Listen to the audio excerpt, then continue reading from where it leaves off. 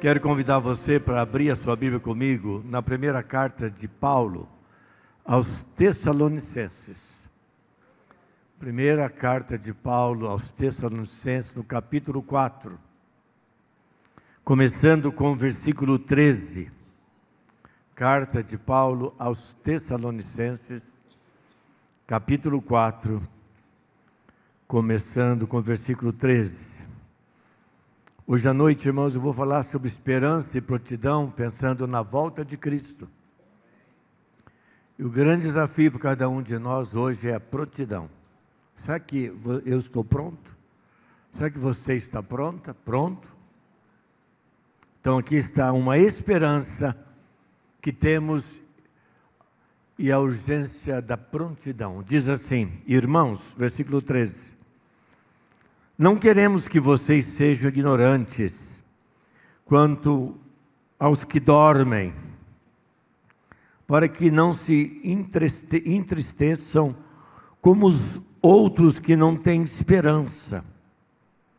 Se cremos que Jesus Cristo morreu e ressurgiu, cremos também que Deus trará, mediante Jesus e com Ele, aqueles que nele dormiram. Versículo 15. Dizemos a vocês, pela palavra do Senhor, que nós, os que estivermos vivos, os que ficarmos até a vinda do Senhor, certamente não precederemos os que dormem.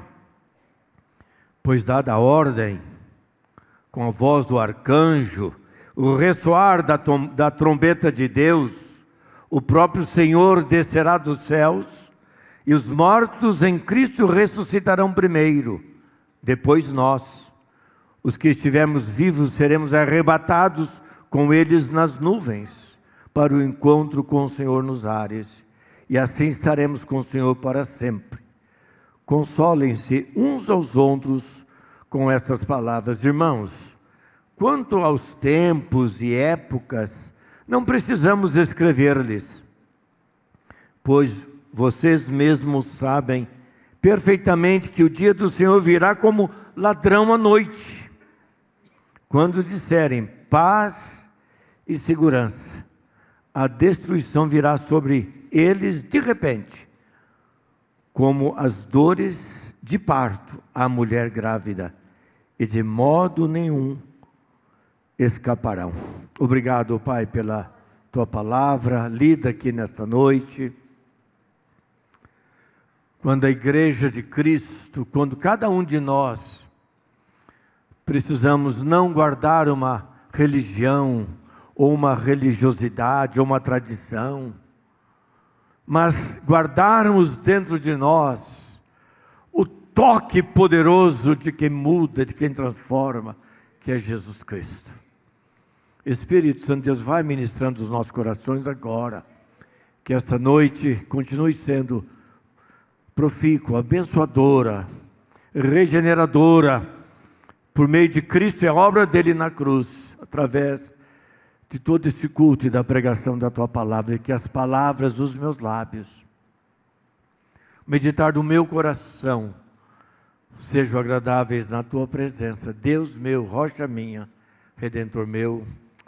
Amém. Tema dessa noite, o título, baseado nesse texto tão conhecido da carta do apóstolo Paulo, então é esperança e prontidão. Esta igreja foi fundada, a igreja de Tessalônica, pelo próprio apóstolo Paulo. Atos capítulo 17, de 1 a 10, vai narrar quando Paulo chega na cidade de Tessalônica, para ministrar o ministério e a palavra de Deus. A tradição diz que quando Paulo chegava numa cidade, o primeiro lugar que queria conhecer era a prisão, onde ficava a penitenciária da cidade, a cadeia. Porque ele sabia que por causa da sua pregação, da sua convicção, por causa daquilo que ele cria, daquilo que ele anunciava, ele seria levado para a cadeia, para a prisão. E aqui nos narra um texto extraordinário no capítulo 17 de Atos, versículo 6. Que Lucas, que escreve Atos, diz que estes que têm transtornado o mundo chegaram até aqui. Falando de Paulo e Silas, quando foram para Tessalônica iniciar e plantar esta igreja. Irmãos, a plantação de igrejas é algo maravilhoso e tremendo. Esse foi o ministério principal de Paulo. Paulo se deu, Paulo se gastava, Paulo trabalhava no inverno, fazendo tendas, para no verão, ele levar essas tendas, essas casas, fazendo dinheiro, para poder pregar o evangelho. Eu recebia algumas ofertas das igrejas que ele plantava. Que Paulo sabia que a igreja é o coração de Deus na terra. A igreja que somos nós, é que trazemos a mensagem restauradora, transformadora, que gera esperança no coração das pessoas. Em nenhum lugar que você vai encontrar inspiração por uma nova vida. Você vai ser motivado a conhecer Cristo. Você vai ser tocado para se arrepender dos seus pecados. Você vai ser levado a ser uma pessoa, reconhecer quem Deus é e o que Cristo pode fazer. Você vai rir demais, você vai comer comida deliciosa. Você vai ouvir falar sobre política, sobre dinheiro, sobre finanças, sobre tantas as coisas. Mas você não será tocado com o poder. Quando Paulo chegou em Tessalônica, ele impactou aquela cidade. E havia um irmão naquela cidade chamado Jason. Ele recebia Paulo. A casa dele era aberta. Era um homem que, certa vez ouvindo Paulo, seu coração se abriu. Ele agora hospedava Paulo. E todos aqueles que eram contrários à pregação de Paulo foram até a casa de Jason, porque sabiam que Paulo estava ali. E de repente Paulo consegue sair com Silas e foi para uma outra cidade que não lhes seriam totalmente presos e dominados pela força do Império Romano e pelos judeus históricos daquela época. Irmãos, veja só, aqui está uma igreja tessalonicense. Quando Paulo fala com essa igreja, ele escreve para ajudar essa igreja que ele fundou. E ali estava vendo, irmãos, muitos problemas. A carta aos Tessalonicenses, a igreja foi escrita no ano 51 depois de Cristo. Foi nessa época que Paulo fazia suas viagens missionárias e ele plantou essa igreja na sua segunda viagem missionária. Nessa experiência que eu acabei de narrar agora. E ali, todas as vezes que Paulo passava por ali de uma forma rápida ou por mais algum tempo, pessoas se convertiam, porque ele apresentavam o plano eterno da redenção e da salvação.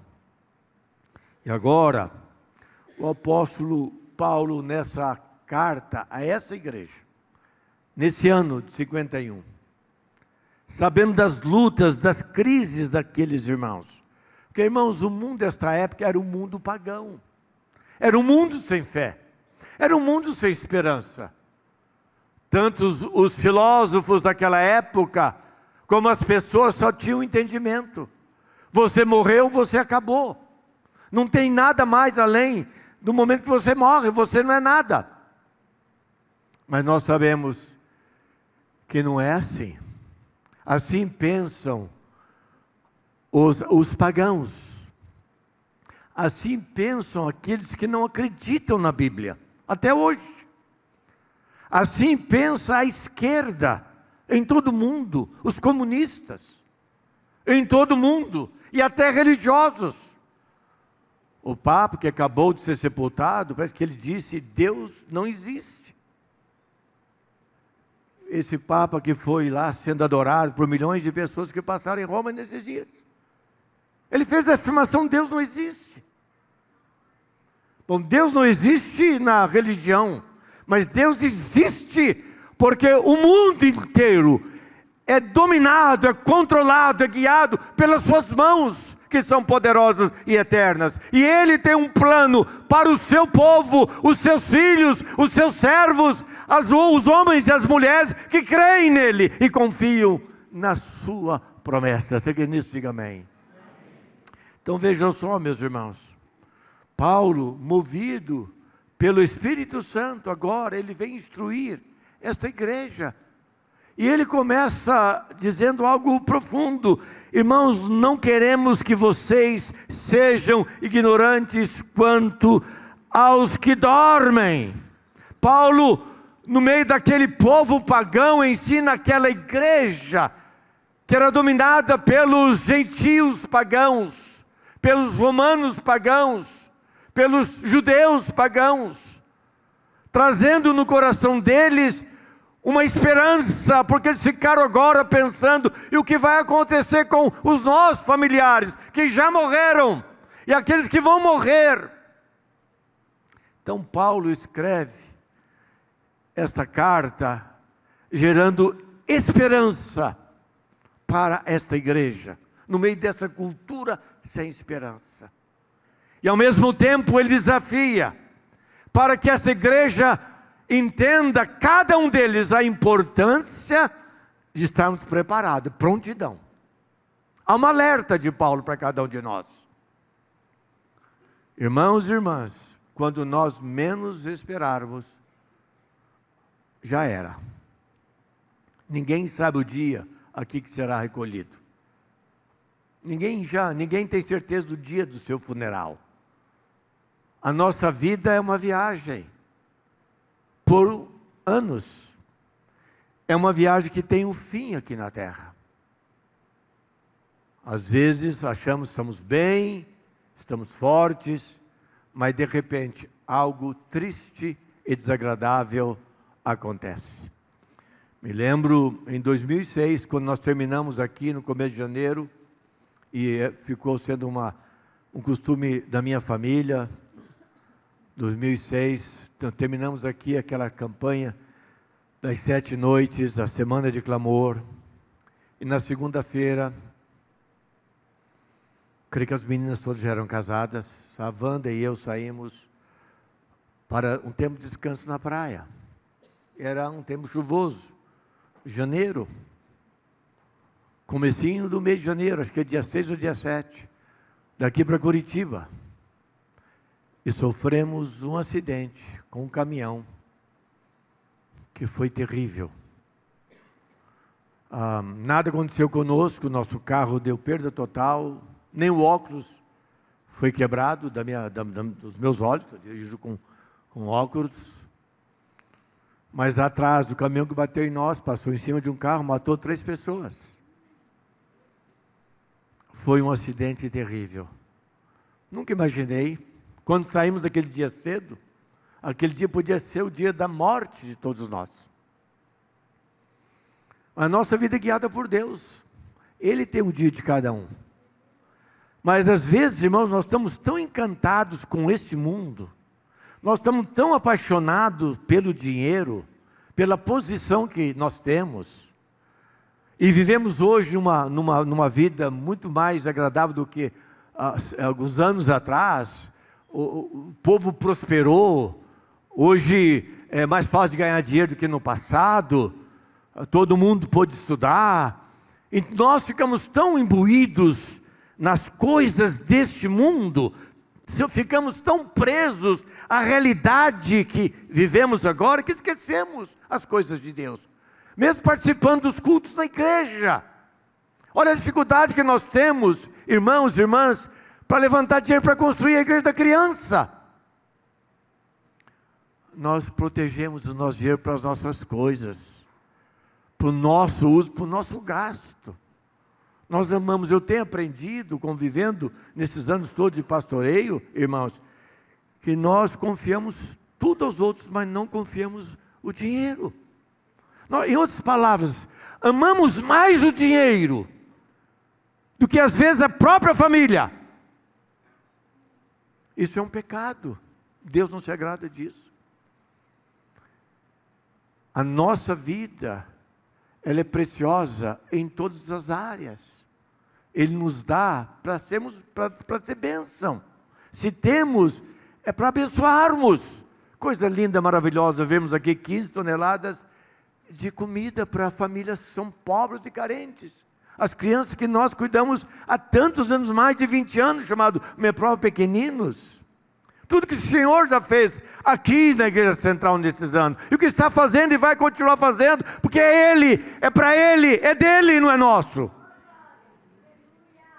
E vem o apóstolo Paulo, então, agora movido pelo Espírito Santo, escreve esta igreja que estava sofrendo pela perseguição. Os irmãos eram mortos, e agora pergunta para onde eles vão. O que vai ser, o que vai acontecer com eles? Eles não entendiam isso. E Paulo vem, e Paulo ensina. Paulo começa a dizer, na verdade, àqueles irmãos, que eles precisavam confiar em Deus, que eles não fossem ignorantes. E ele continua dizendo que assim, como cremos que Jesus ressuscitou, Jesus está no céu, e vamos ver daqui a pouquinho, e Ele virá um dia, e há um processo na volta dEle, e Ele vai nos levar, Ele vai levar aqueles que morreram e foram sepultados, vai nos levar se estivermos vivos, e juntos estaremos para sempre com o Senhor Jesus Cristo. Irmãos, aqui é um processo. Aqui nós temos que lembrar que o mundo pagão na época de Paulo não tinha esperança alguma. Mas nós temos muita esperança. Aqueles irmãos tinham que saber disso. E nós temos que lembrar disso.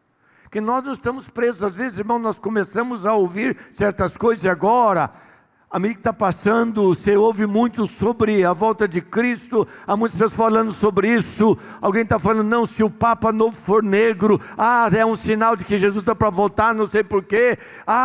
O nome do Papa, se o futuro Papa for Pedro, eu não sei, é esse mesmo. As pessoas, elas estão em torno de alguma coisa que elas estão visualizando, que não está na Bíblia.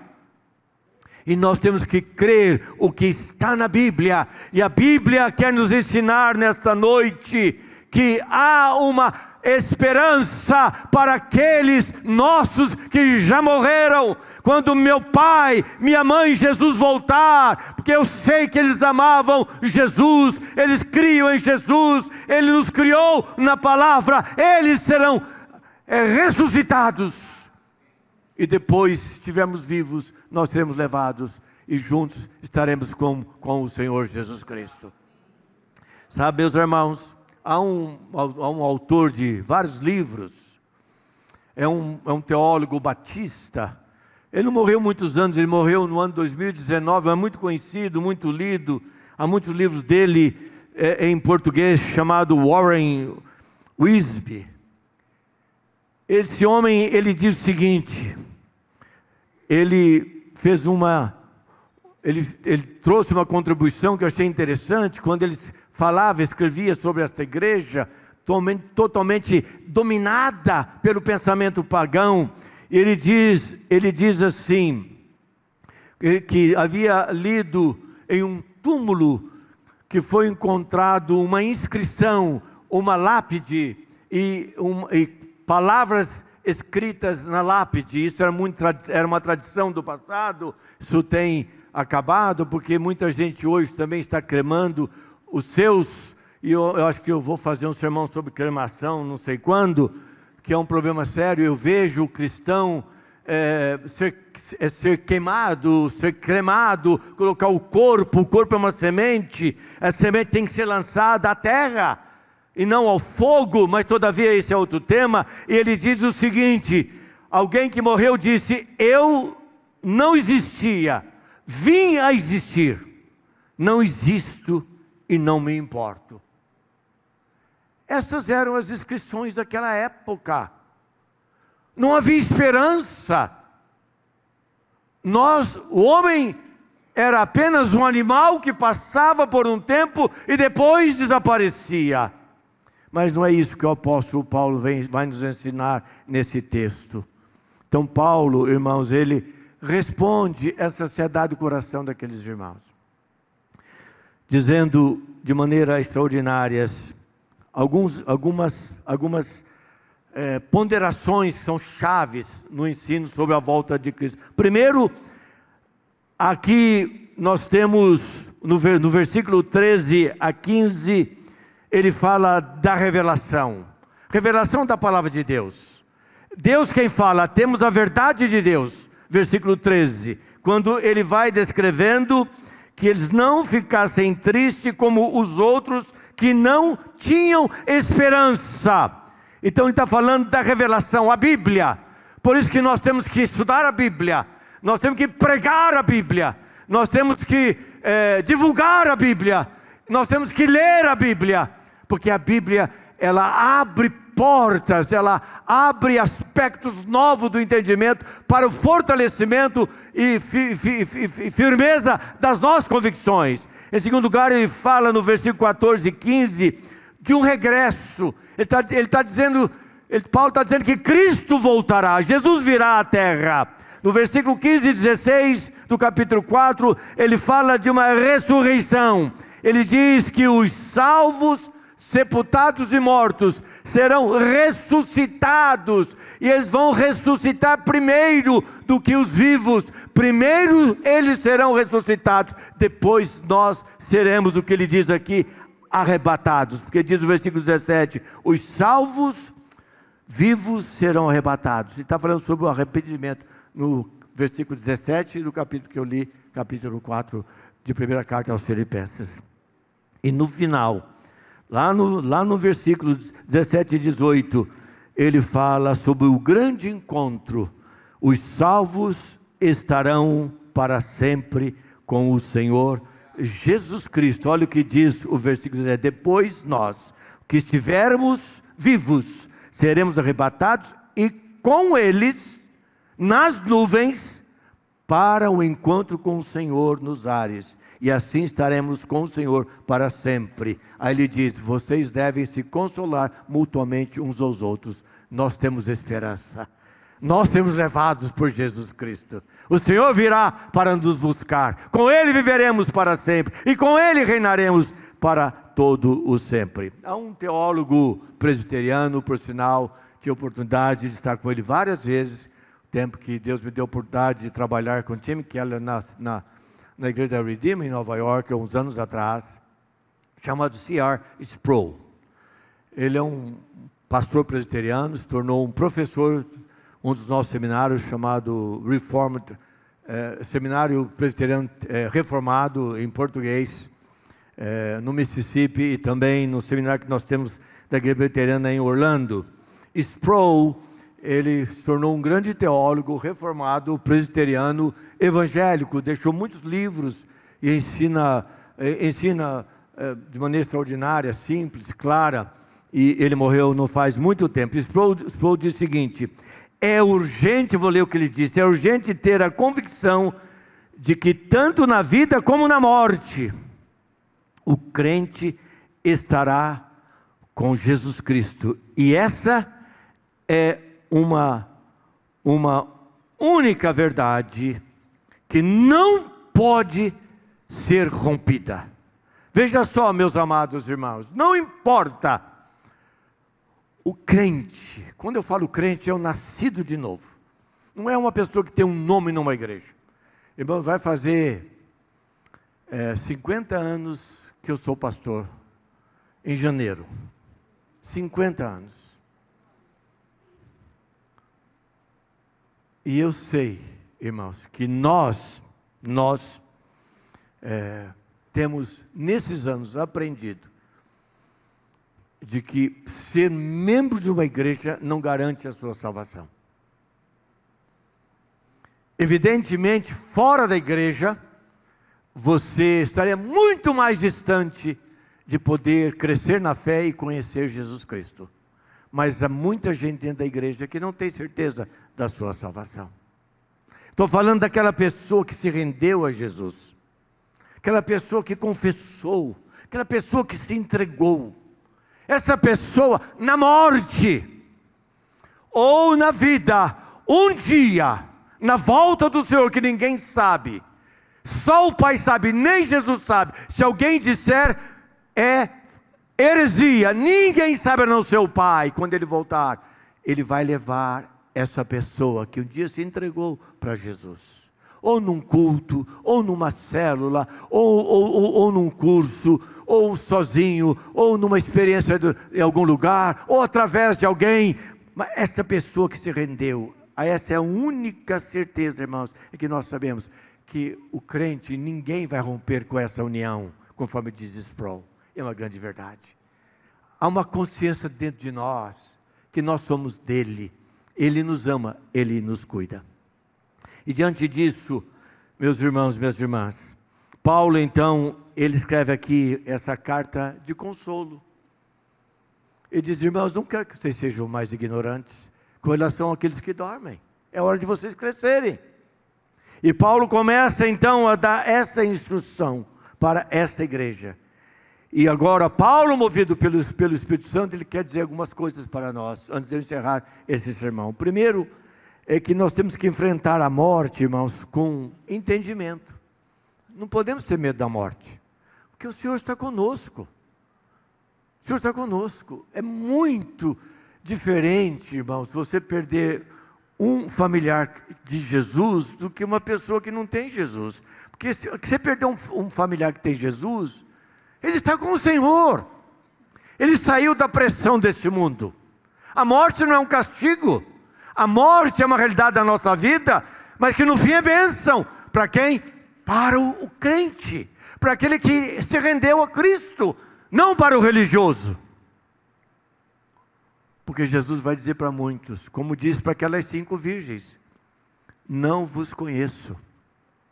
Elas chegaram batendo, capítulo 25 de Mateus, Senhor, Senhor. Tinha linguagem celestial, tinha linguagem espiritual, tinha linguagem da Bíblia. Senhor, Senhor, abre-nos a porta. Do outro lado ele disse, não, não, não, pois não vos conheço. Só aquelas 5 jovens do capítulo 25 de Mateus que não levaram azeite, que é o Espírito Santo. Não tinha o Espírito Santo. Gostava das coisas. Era amiga daquela moça que foi casar com o noivo. E o noivo aqui, que é Jesus Cristo. Essa moça é a igreja, mas a igreja santa e purificada e santificada. Então, para aquele que tem Jesus Cristo, temos que enfrentar a morte com entendimento. Paulo nos diz, irmãos, que não podemos ser ignorantes. Versículo 13 e 14. O ignorante, ele é levado pela massa. O ignorante é aquele que não tem conhecimento, que não estuda a Bíblia, que não faz nenhum curso, que não lê a Bíblia, que não gasta seu tempo com as coisas de Deus.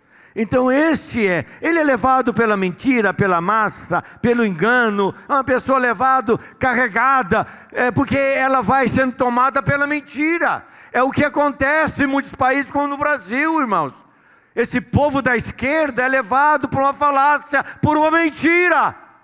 O mundo vai a pior. A miséria toma conta e as pessoas batem palma. Nós temos que deixar de ser ignorantes no mundo espiritual e conhecer a realidade da palavra de Deus. Então Paulo, agora, o que ele quer ensinar àqueles irmãos? Vamos ter convicção no nosso coração de que a morte, ela precisa ser entendida, não como algo ruim, mas como um caminho de Deus para a nossa própria vida.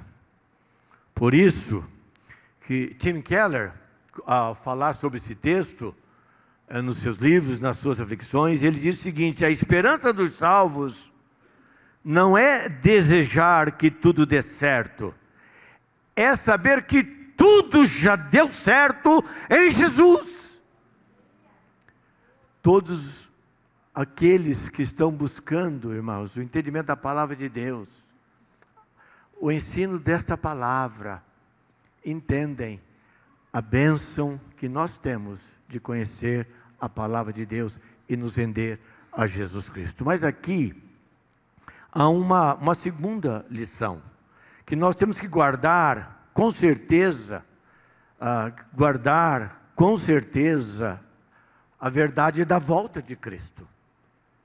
Que Jesus vai voltar. Isso é uma mensagem de alegria. Jesus vai voltar. Não é um medo. Nossa, Jesus vai voltar. O que vai acontecer comigo? O que vai acontecer com a minha família? Nós temos que guardar isso no nosso coração. Com certeza, Cristo voltará. Porque é isso que diz os versículos 15 a 16. Quando o apóstolo Paulo, ele escreve. Olha o versículo número 15 e o versículo 16, dizendo a vocês pela palavra do Senhor que nós, que estivermos vivos, os que ficarmos até a vinda do Senhor, certamente não precederemos os que dormem, pois dada a ordem, versículo 16, com voz do arcanjo, ressoar da trombeta de Deus, o próprio Senhor descerá dos céus e os mortos em Cristo ressuscitarão. É a bênção do nosso encontro com o Senhor. Então, aonde estão aqueles que já morreram, que são de Jesus? Irmãos, eles estão em estado de graça. Eles estão em paz com Deus. Mas eles serão ressuscitados. Por isso, o que vai ser ressuscitado? O corpo. O corpo é semente. Por isso é importante nós sermos sepultados, porque nosso corpo como semente está sendo lançado na terra, e um dia o Senhor vai levantar esse corpo de onde ele foi colocado. Não importa o cemitério, e nem quão fino ele é importante. Que Deus nos formou assim, e seremos ressuscitados desta forma. Então o versículo 16, que o Senhor descerá do céu, com alaridos, voz do arcanjo, som de trombeta. E a volta de Jesus, então, irmãos, ela não será simbólica. Essa volta, irmãos, não será escondida. Essa volta não será camuflada. Essa volta será visível. Esse é um fato extraordinário. O Senhor vai levantar os mortos em Cristo, vai levantar no arrebatamento os crentes. O piloto vai sair do avião, o camarada motorista do caminhão, do carro, e nesse dia nós iremos encontrar com o Senhor, e para vivermos com Ele para todos sempre. Então será o quê?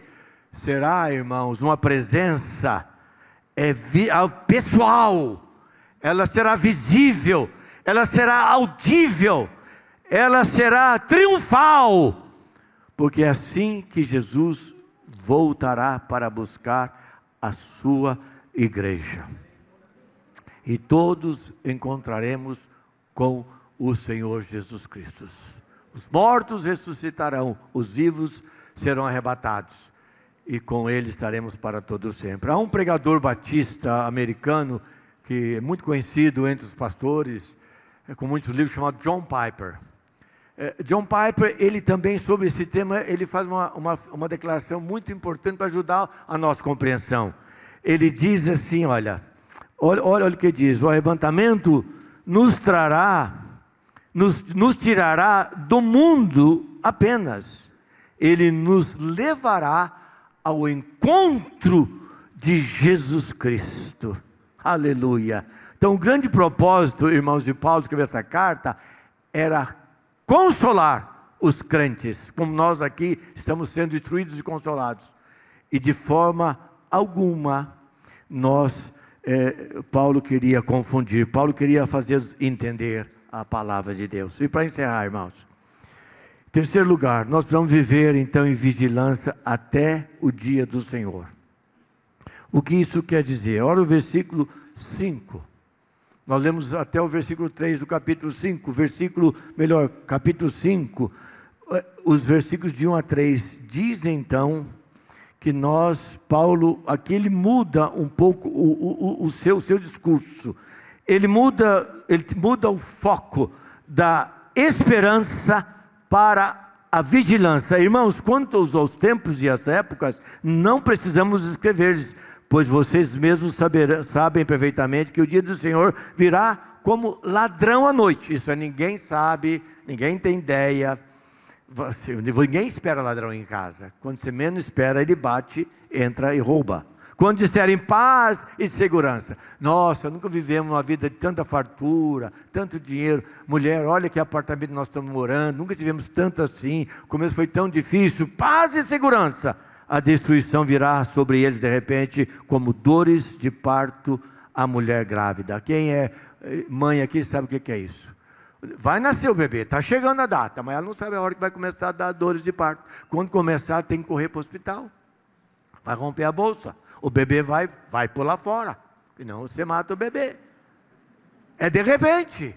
Não tem muito tempo. A Bíblia declara de forma tão clara e diz que de modo nenhum escaparão. Quem? Aqueles que estão nas mãos do Senhor. É do Senhor.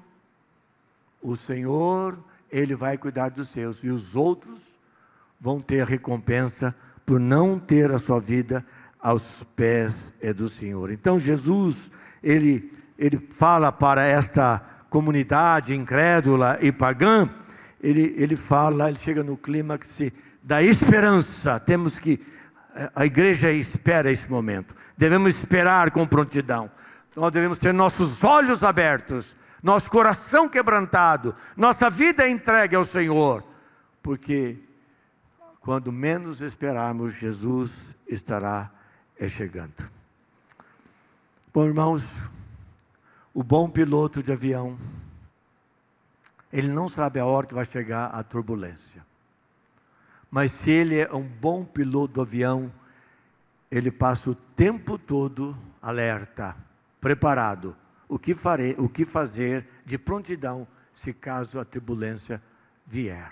Assim somos nós, a igreja de Jesus. A ignorância sobre a volta de Cristo não é um problema para os filhos da luz, para nós os salvos, mas uma grande bênção. Então eu quero encerrar mencionando aqui, primeiro, devemos viver, irmãos, vamos viver com os olhos na eternidade, mas com os pés na palavra de Deus. Não ser um domingueiro, não ser uma pessoa que gosta da igreja apenas, mas ser um homem ou mulher que está penetrando, estudando, crescendo, arrependendo, mudando, confessando, crescendo no Senhor. Em segundo lugar, temos que nos consolar uns aos outros, como diz o texto aqui, com a esperança da ressurreição. Não há o que temer. Mas será glorioso esse dia, será maravilhoso esse dia, estejamos mortos ou estejamos vivos. E em terceiro lugar, vamos cultivar dentro do nosso coração, irmãos, a vigilância. A vigilância é algo que precisa estar dentro do nosso coração. Todo dia começar com Cristo, caminhar com Ele, anoitecer com Ele, dormir com Ele. Assim é a vida do cristão. Tempo com Deus. Tempo da leitura da Bíblia, a oração. Você pode estar dirigindo seu carro, você pode estar esperando alguém numa consulta médica, você pode ir indo para o supermercado, não importa onde, você pode ter uma experiência com Deus. Deus quer sustentar a sua vida e o seu coração. E fazer você, eu não sei qual a realidade, meu irmão, da sua vida hoje aqui nesta noite. Se você é um simpatizante de Jesus, ou você é um filho do Senhor. Que o Senhor possa mover, que o Espírito Santo possa mover sobre o seu coração nesse momento.